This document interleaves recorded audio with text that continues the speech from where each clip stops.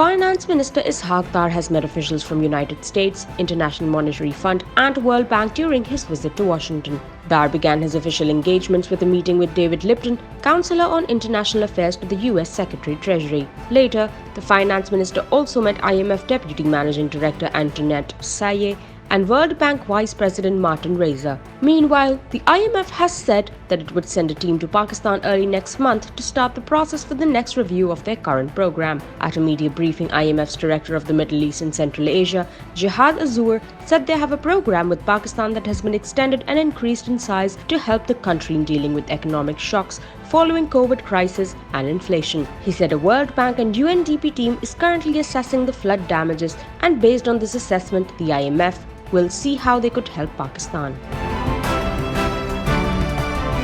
India has scrapped a rule granting voting rights to new residents of the Indian illegally occupied Jammu Kashmir region after widespread anger among political parties. The local political parties have labelled it a bid to change the demographics of the country's only Muslim majority region. The rule had allowed Indians who have lived in occupied Kashmir for a year or more to register as voters, replacing a rule that limited the franchise only to those who had lived there in 1947.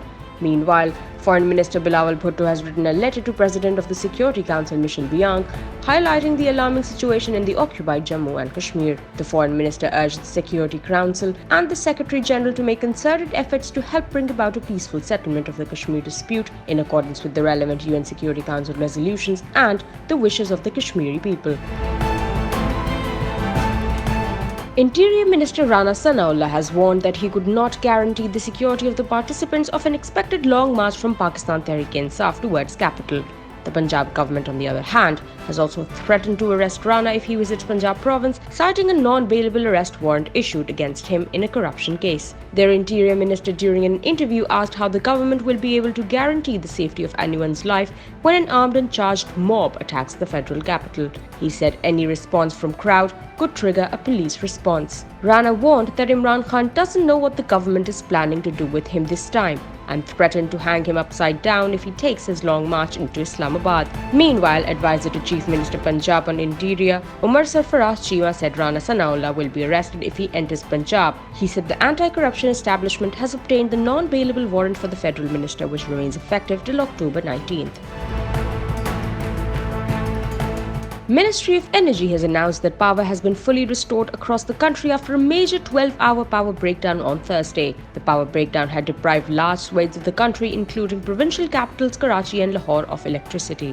The ministry said the disturbance in two 500-kilowatt lines in the south of Karachi was resolved. It said electricity supply is being increased from alternative power plants, which will return to normal by Friday morning. Power Minister Khurram Dastagir has announced a high-level inquiry committee to ascertain facts pertaining to the partial breakdown. The committee will be required to determine the root cause of the default, ascertain if the faults leading to the blackout could have been prevented, and verify if measures taken by concerned departments were adequate. It will submit a report within 4 days.